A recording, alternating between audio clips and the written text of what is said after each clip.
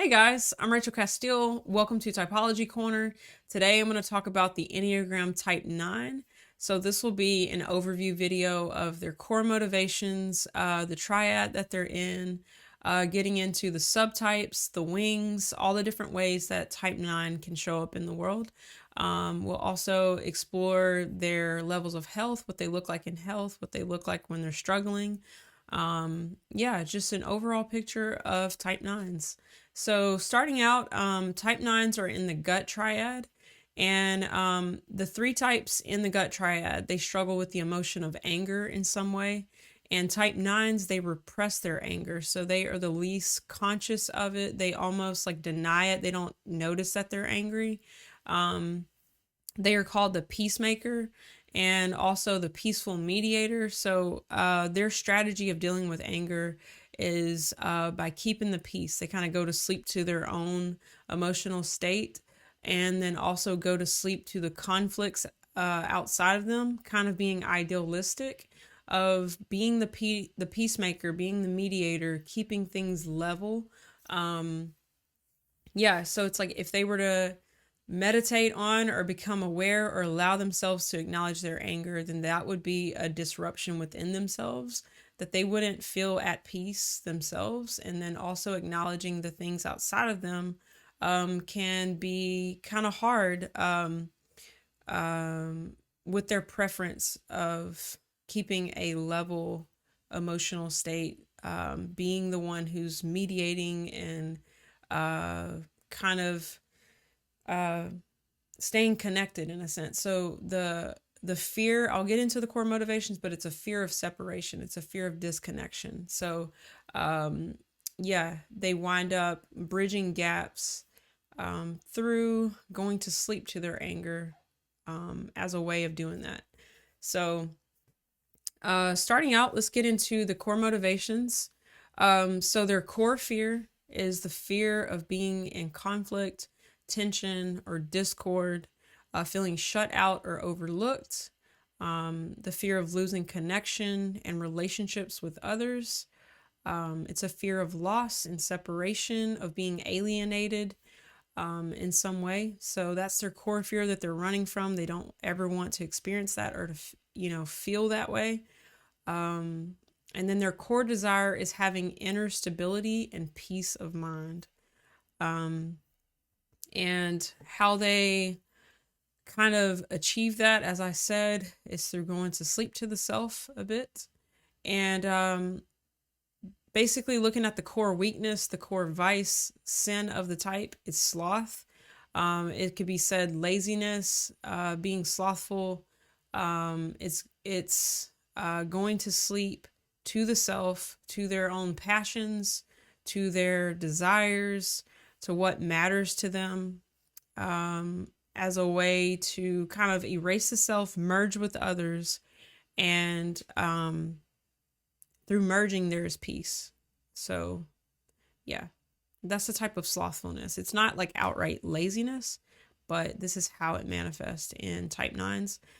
Here's a description of sloth.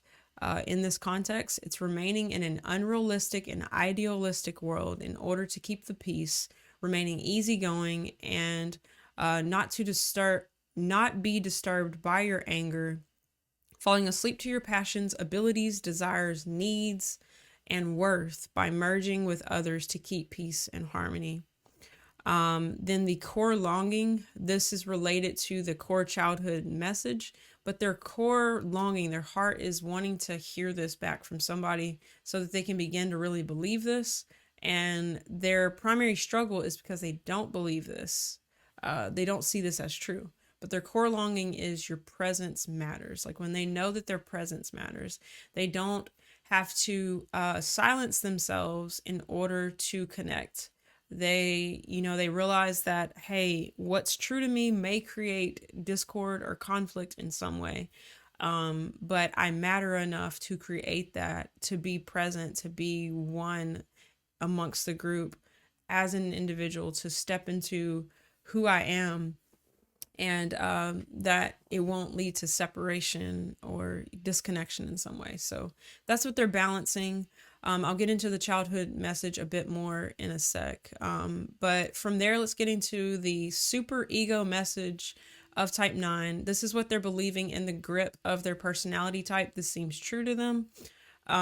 You are good and okay as long as those around you are good and okay. So that becomes a bit of a fixation for them. Then to further define sloth, here's a couple definitions just to display this weakness.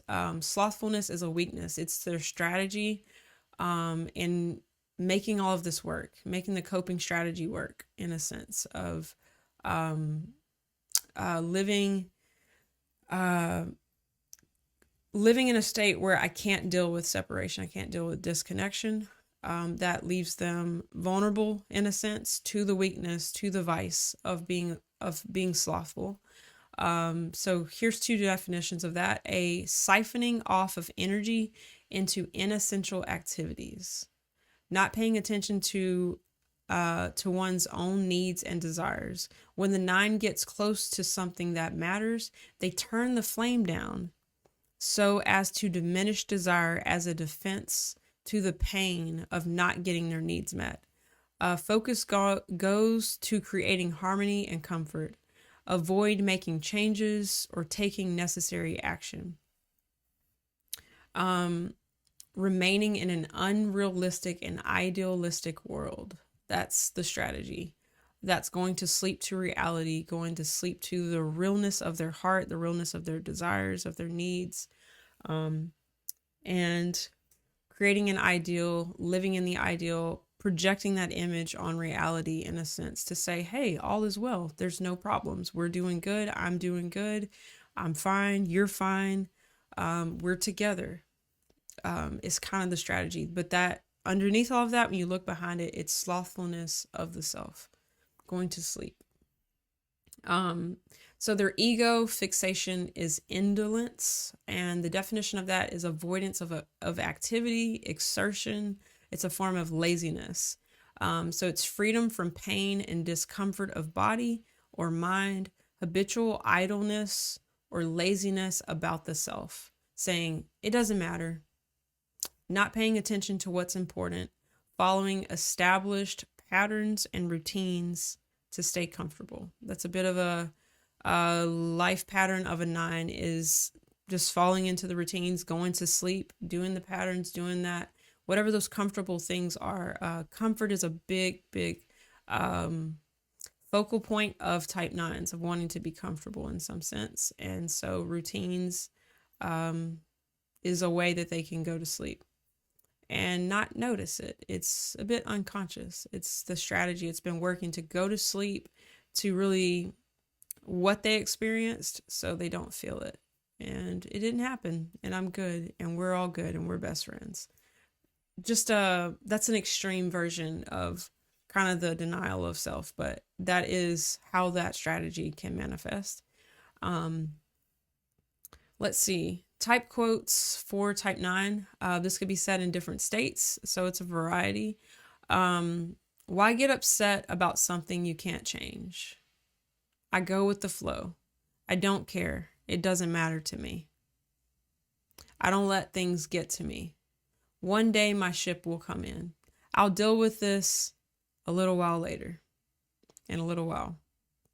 The more you bring it up, the less I'm going to do it.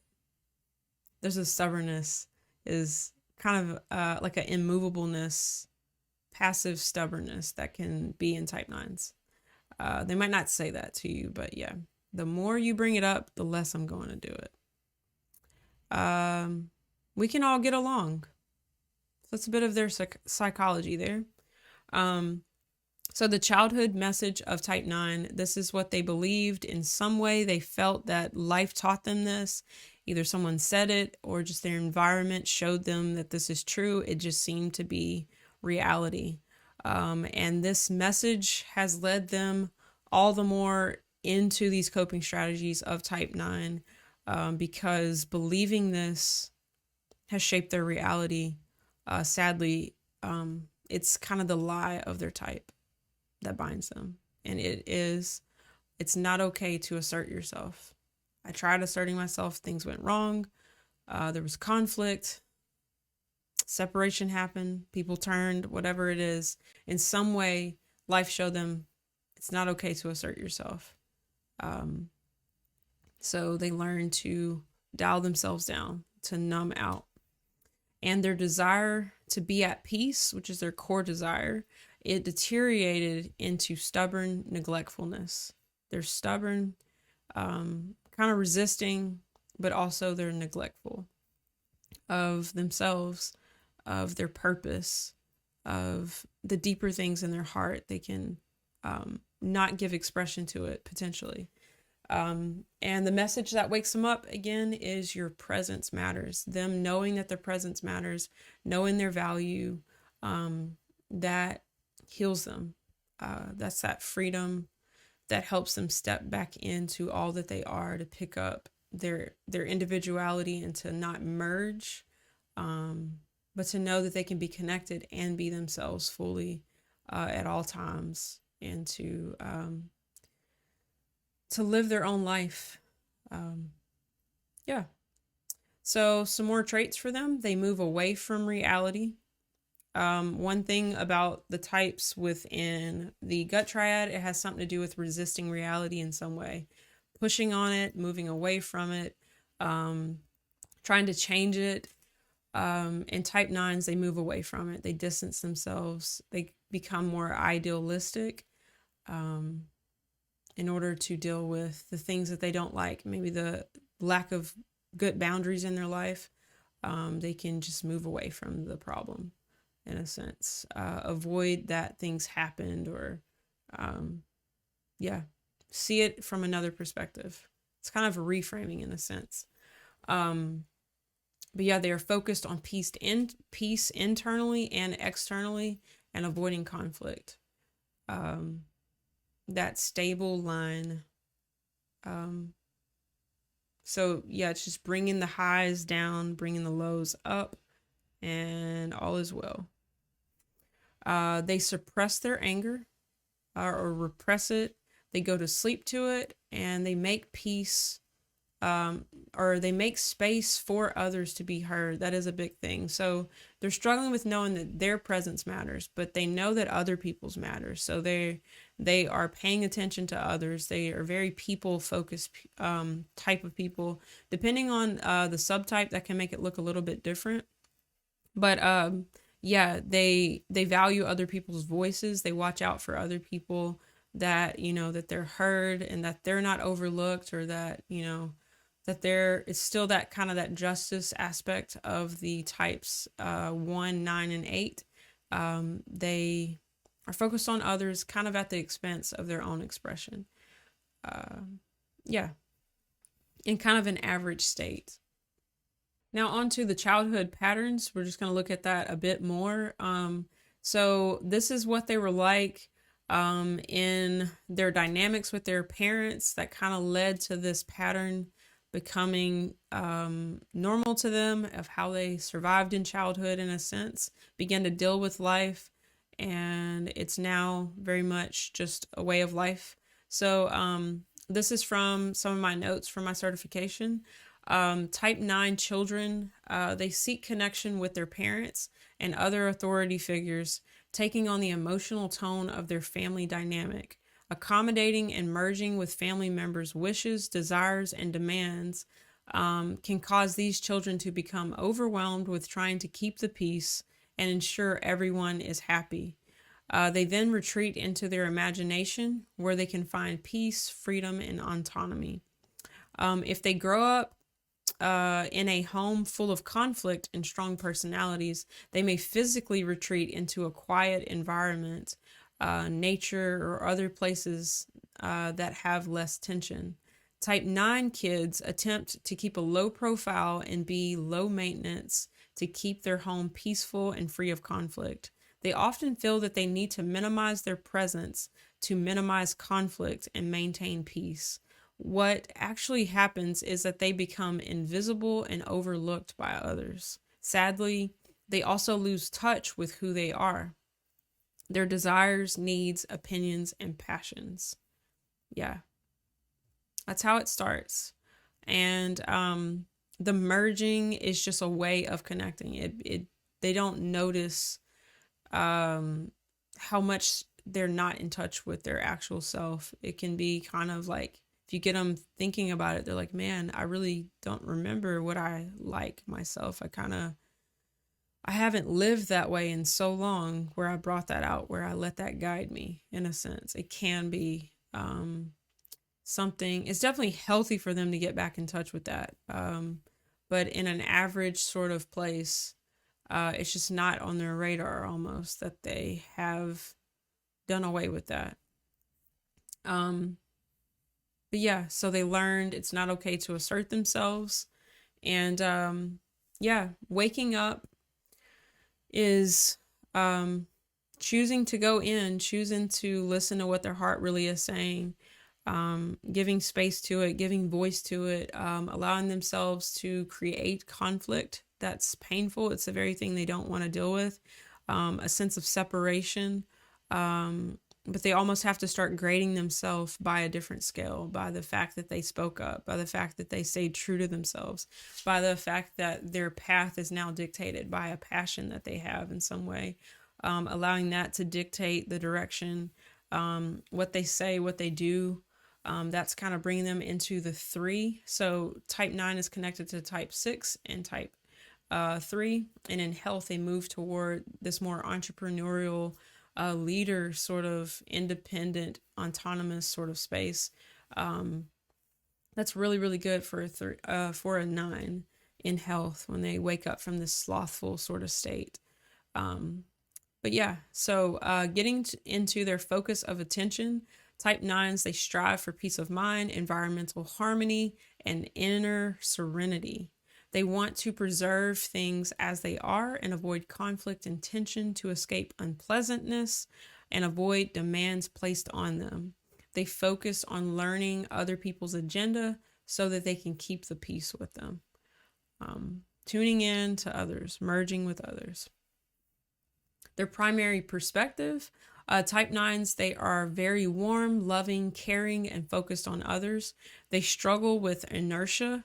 And most of the time, they are not moving in their own right action, but instead merging with other people's passions.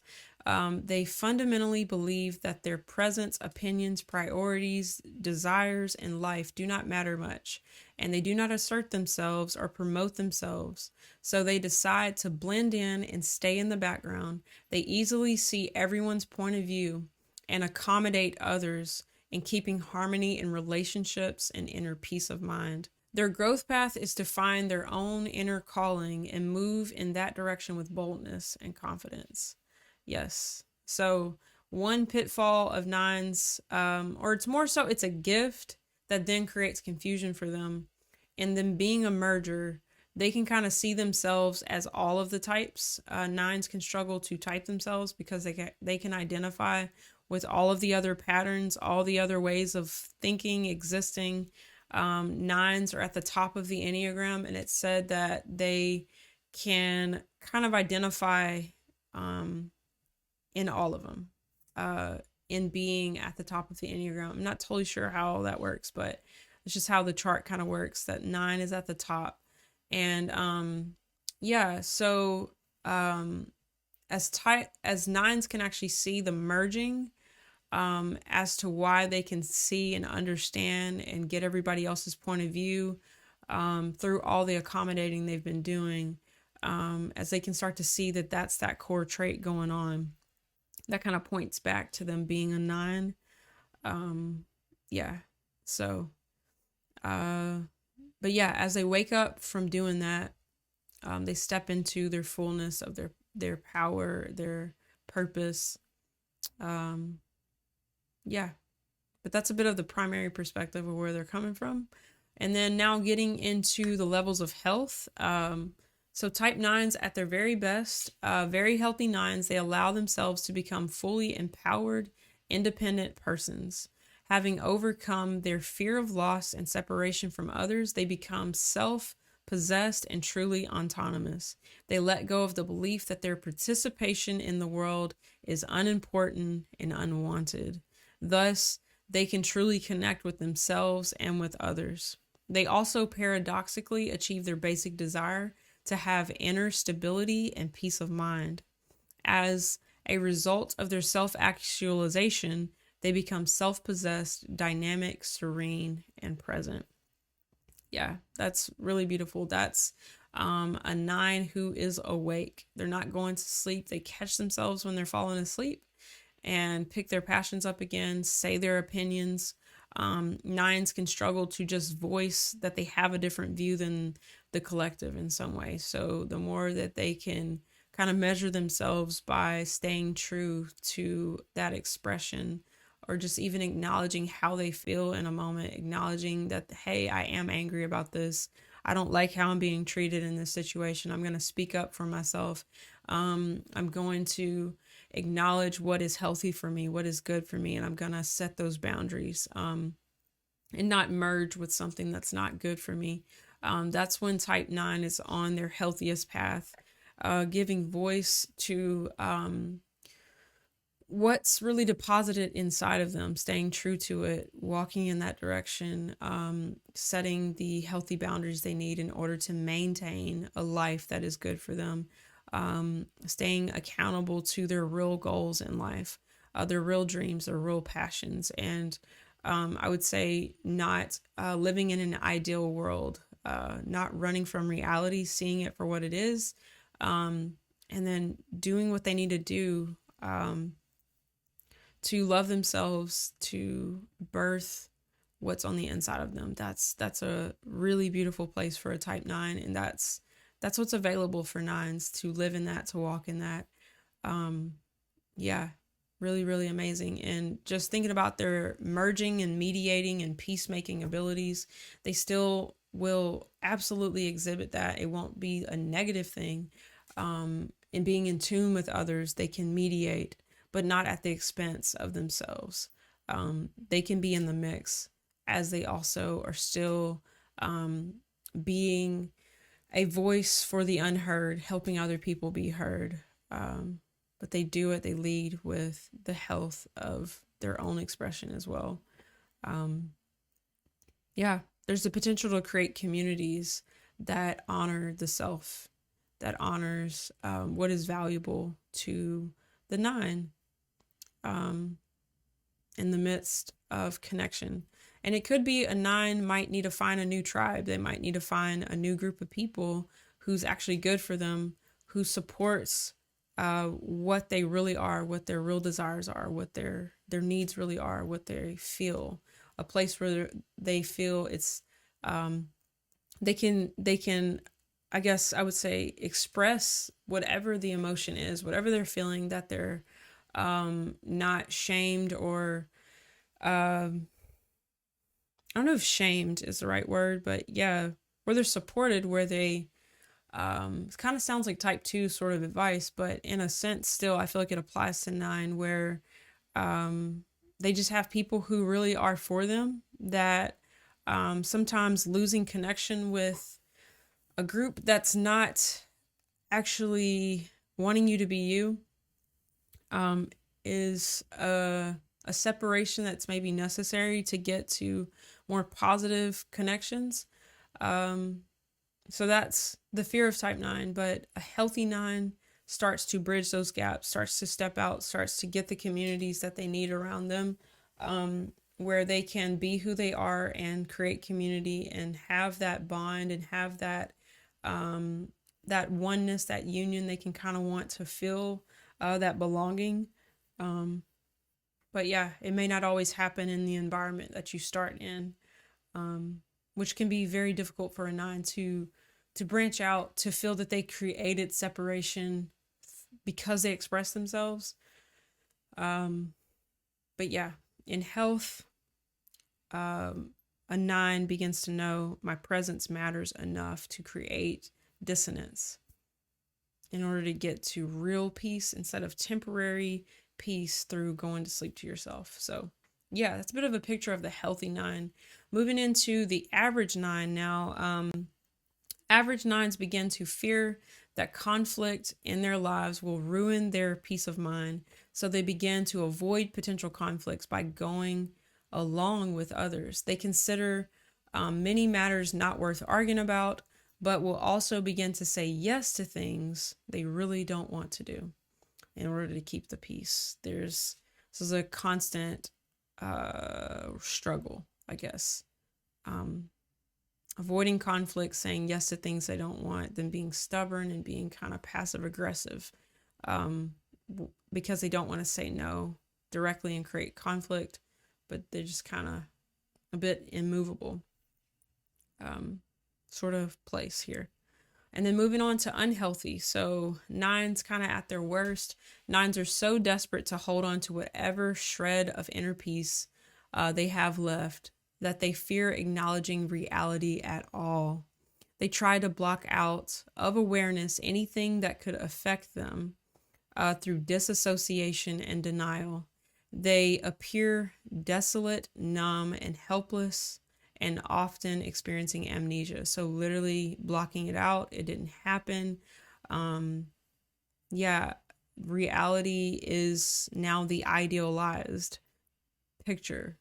So like descending fully into the ideal, the imagination of what they project onto reality, forgetting things they don't want to deal with, anything that would trigger them noticing that they're angry about something where they feel like they were not valued or abused in some way. A nine at this level is keeping peace through just fully checking out from it. And this is a dangerous place to be because if something were to trigger any of those things that you're not looking at, it would just be like the worst thing in the world because all of that would come rushing back in. And yeah, that can be extremely like debilitating to a nine who got used to coping through disassociation and denial. So yeah, it in a sense it works until it doesn't work. When reality just can't be not seen, it can be very, very startling to a nine. So yeah, this is kind of nines at their worst. It can kind of lead to a panic attacks, things popping up here and there, because what you repress and push down can only be down for so long. It's going to spill out in some way. It can be triggered. It can be brought up. So as a nine begins to just embrace those feelings and sort through it and notice the things that they need to express, as they begin to know that their voice matters, know that their presence matters, knows that their experience matters, and begins to give voice to it, that's when the nine can step back into their value. But connection built through erasing, it's temporary. It's temporary connection, and it can all unravel potentially. So yeah, that's kind of the downfall of the coping strategy of type 9. And there's hope. There really is. There's a way out of this place.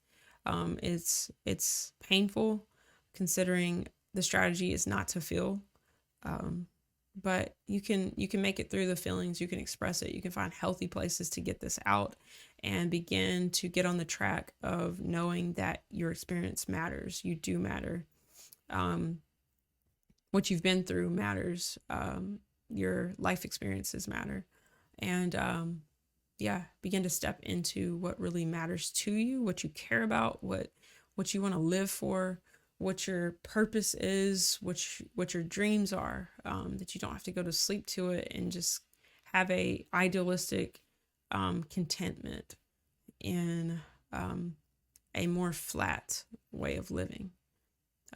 You do have a fire, a passion inside of you, and it's made to be birthed and lived out to the fullest. And it's worth conflict. The best way to say it, it's worth the conflict you see you have to go through in order to live the life you were really created to live. So yeah, that's my message to type 9s. Y'all are amazing and have so much inside of you as you lean into it and look into it and allow it to come out. And it's uncomfortable.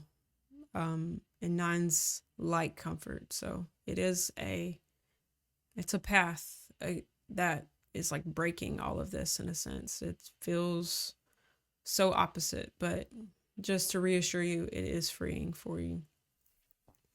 Now moving into the subtypes. So these are the self-preservation instinct, the social instinct, and the sexual instinct. I've got these descriptions from enneagramprofiling.com. So let's start with the self-preservation instinct. Some words for them is appetite, substitutes, and collector. The self-preservation type 9 loses themselves in the satisfaction of physical needs. By compulsively immersing themselves in some form of numbing behavior, these nines avoid having to take action from their own choice. They like the comfort of routine, and they structure their lives in a way that reduces the chance of the unexpected. They like to think of the world as being concrete and real to avoid the sort of inner questioning that challenges this refuge. They find their peace in low level external stimulation. Here's a quote: I used to watch TV whenever I wasn't doing something else. It was always on at my parents' house, so the family didn't have to interact. I remember once a close friend came around who was having a very difficult time, and I just watched videos for the whole day. I could find something interesting in anything from the most frivolous to the driest subject. So, yeah, avoidance is a good word for type 9s, avoidance. It is the need to avoid, basically. Let's see here. Now on to, I guess before I say that, what else could I say? I guess a highlight thing for them is routines, patterns, going to sleep in them, having that comfort. Their routine is their way to cope, which is a form of avoidance of reality. And then on to the sexual or one-to-one type. Words for them is fusion, union, merging, and a word I can't say. I'd actually looked it up earlier. Yeah, I don't have it right now. Fusion, union, and merging, becoming one. So these nines have a passionate drive to find the person with whom they can merge completely, feeling thereby they will find themselves. This is sloth played out through losing oneself in another. It can also be channeled into religion and the desire to become one with God. In this case, there may be a conflict between merging with the partner or with God, and they look for the divine in the partner and merge with that. I am you. Gives the illusion of being a self. Yeah. It's an interesting topic because being one with God, there still is a distinct you-ness that God has made you to be. So in a relationship as well. So yeah. A quote, there is simply a big gap between me and the absolute love I long for. If I could only find that and sink myself into it completely, then everything would be all right. I would be whole. That's the idea of the sexual 9. And then on to the social 9. A word for them is participation, peripheral, peripheral participation, and anchor. The term for the social subtype of type 9 is participation. The social 9 subsumes themselves into the needs of the group. This is also the counter type.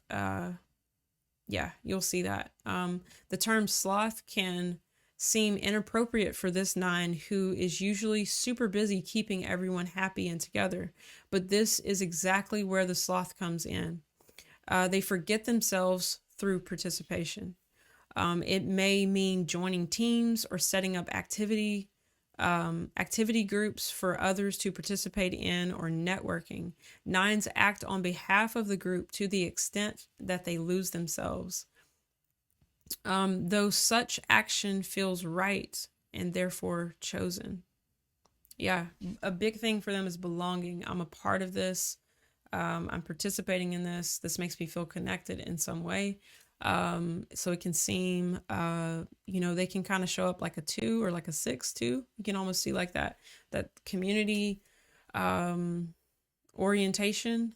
They can seem very busy, making things happen for people.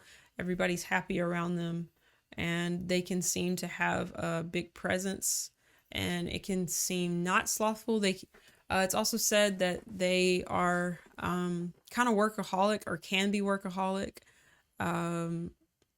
very much so. So it doesn't seem lazy, right? Slothful is lazy. But this is their way of doing it. So they are the counter type. It looks a little bit different for them. Here's a quote for them. "We are all one. It's really important to me that everyone joins in and that the whole group works together and that we enjoy ourselves doing it. I will take the lead in the group if a fight is taking place, and I love creating harmony. Conflict really is an illusion if only everyone could get that. So that we're one, we're the community, we're the group. Let's participate. Let's be a part of this. Let's do this." And they don't notice that they've gone to sleep to themselves in this way. And last but not least, let's get into the wings. The video's getting a little bit longer than I originally thought it would be, but hey, I really just feel like I have a lot to pour into this right now. I have a lot of 9s in my life, and I feel I just got a lot to say right now. So type 9 with a 1 wing, they are called the dreamer. And type 9 with an 8 wing, they are the comfort seeker. So yeah, 9 sits between the 2 other types in the gut triad. So it's just different ways it shows up. So type 9 with an 8, no, sorry, type 9 with a 1 wing, they are more idealistic.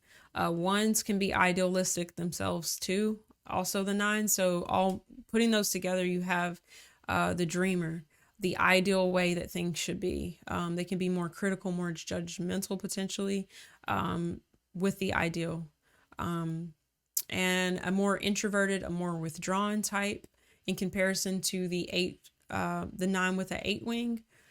So starting out, let's get into just the general description for them. They are idealistic, principled, and cerebral, wants to do what is right for everyone. They care about issues of justice, fairness, and people treating one another with kindness and respect. You can hear the 1 in that fairness, justice, equality, things of that nature. What is right, what is wrong. When struggling, they are quieter and withdrawn. They can be judgmental and critical. These 2 types, they blend well together. So they both suppress their feelings. 9 does it, 8 does it. My words, y'all. 9 and 1 are repressing, suppressing, internalizing of feelings in order to have the external result. The 9 does it to maintain peace, and type 1 does it for self-control. They think anger is a bad thing, so they are controlling it to be good. So you have the mix of that. They have a friendly, gentle, and encouraging demeanor, and perfectionistic tendencies of the 1, all mixed together. Their inspiring quality, they are great mediators. Type 9 sees all perspectives from a non-judgmental posture, and type 1 insists on truth, objectivity, and fairness in all circumstances. Let's see, what else to say? But yeah, dreamers, they tend to suppress their emotions, and they can be very philosophical and spiritual, kind of living in that more mystical, dreamy, imaginative world. Let's see. But yeah, they can be more orderly, perfectionistic, self-controlled, and reserved than the comfort seekers, and can be quieter, a bit more reserved to themselves. Now moving on to the 9 with the 8 wing, the comfort seeker, we're mixing that 8 energy that wants to externalize anger, that's more expressive, more extroverted, more social, mixed with the 9. You've got 2 types that are kind of conflicting. You've got one that's avoiding conflict and one that's starting and challenging things and causing conflict, all kind of mixed in the same person. So General description: they're social, engaging, encouraging, expressive, independent, and assertive. They seek and enjoy comfort more than the dreamer. When struggling, they're more prone to a powerful temper when pushed too far, or feel overlooked or disrespected, or when others are being mistreated. So they can come out with that and express and like deal with something, confront something. More likely to do that than the a bit more conflict avoidant one still. Let's see. So yeah, they're both kind of in conflict. Type 9 wants peace and harmony, while 8 brings some aggressiveness, assertiveness, and intensity. So there's just more that intense energy. More you can sense the anger in them. Even if they're not conscious of it, maybe other people can sense like there's like this anger showing up a bit more in their intense energy. Their inspiring quality: they are gentle yet powerful. They will assert themselves on behalf of others, making sure everyone is valued and seen. So more of a voice for the underdog, giving voice, advocating for causes. I've seen that, yeah, like wanting to speak on behalf of injustice a bit more. All of them have this trait, but yeah, just more expressive, willing to assert themselves when they need to. So yeah, type 9 is peace and harmony mixed with aggressiveness, intensity, expressiveness. What else to say about them? Type 8 gives them the strength to operate more out of their gut instincts, so they're more awake to their passions a bit more, to follow their passions a little bit easier. Even though they are generally easygoing, their anger can erupt when they see others are being bullied or mistreated. They can be stubborn and defensive, but after an upsetting issue has passed or resolves, they go back to their peaceful state. So seeing that 8 pop up, show up, and it goes back to just being a level, kind of flat, peaceful, stable, comfort seeking type of person. So yeah, guys, that is it for type 9. A wide range of all the manifestations of how they could show up. Yeah, guys, if you got value out of this, go and give me a thumbs up. I really appreciate the feedback and knowing that the video made an impact on you, brought clarity to you in some way. If you have any questions, feel free to leave a comment below. Ask me anything. If there's something that you'd like clarified or you'd like to see in a future video for me to talk about, I'd love to hear your comments. Subscribe for future content. I make content on the Enneagram, MBTI, objective personality, just all things personality types, personal growth. Yeah, becoming the real you, walking in freedom, growing, all of that.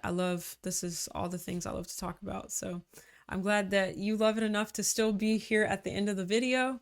And if you'd like help discerning your type or coaching in any way, life coaching, Enneagram coaching, you can go to my website below in the description and book a free consultation or book a session with me. And I'd love to meet with you to work through whatever you'd like. So yeah, guys, that is it for this video. Again, thank you for watching, and I will see you on the next one. Take care.